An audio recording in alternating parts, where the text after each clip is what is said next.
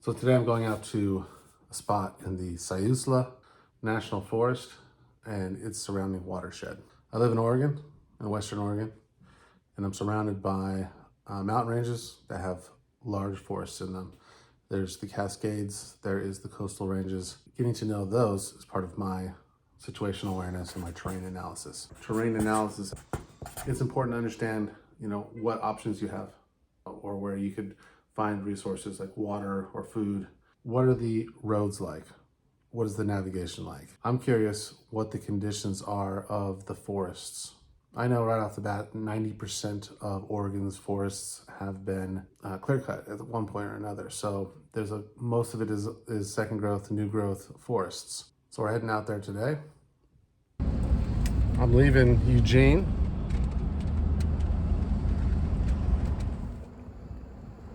Now I'm going down this forest road. No cars out here.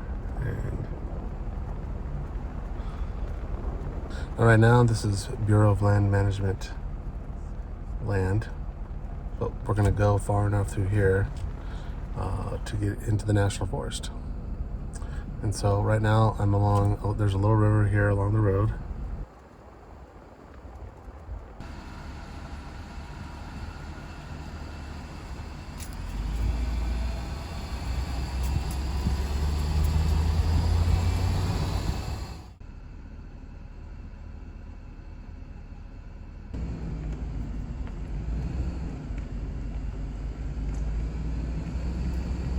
You can see out in that direction the logging operations in the distance there. There's these clear cuts.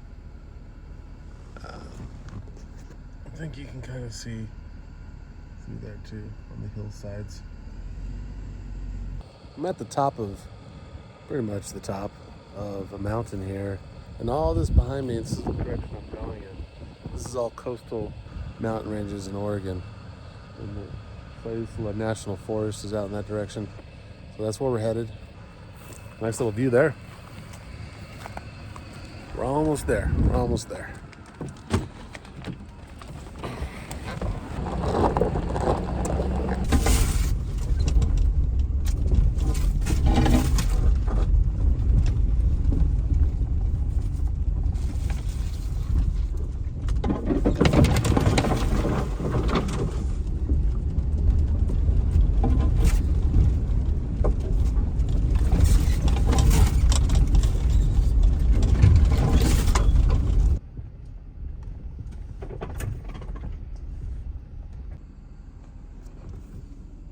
That's going to be a tight fit.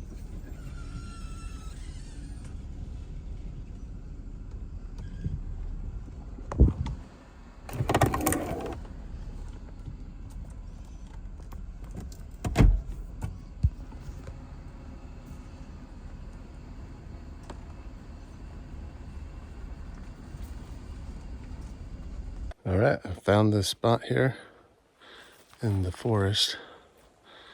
Down a pretty thickly covered road, and it's gonna be the spot I post up for the night. Of course, water just cascades down these mountains, becomes part of this Siuslaw watershed. And I like to think about a place as a watershed. It's what connects it as an ecosystem.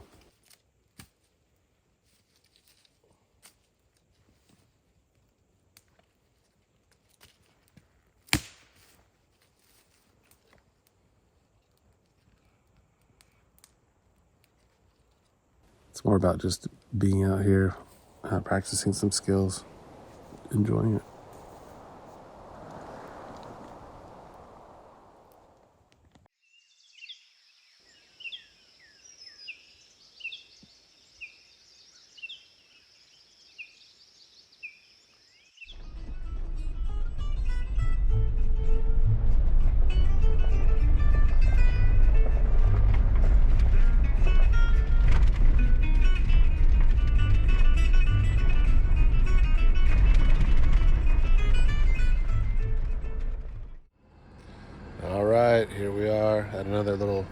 vantage point. I'm going to show you what I'm talking about. Mostly, a lot of this is tree plantations. It's kind of like a checkerboard. But let me show you what I'm talking about. All of this you see right in front of me. The reason there is a view here is because everything in front of me has been cut down. There's these little pine trees, like little Christmas trees, all planted in here. Let's see if I can zoom in, you can see. And then if you look a little further in the distance, you can see like that big square there. There's another square there.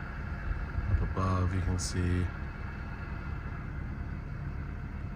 the patchwork of clear cuts. But you can see into the distance there, or even on that hillside there, it's a patchwork. It is industrial civilization, logging in a massive scale. What is the health of this ecosystem when that patchwork is part of the process? That is just something that you should recognize when you go into these places, is the impact that our way of life has on those places. And you can still enjoy it, just don't fool yourself. Don't allow the stand of trees that you're camping in fool you. It's important. It's important to plan your route. Make sure you got all the supplies you're going to need.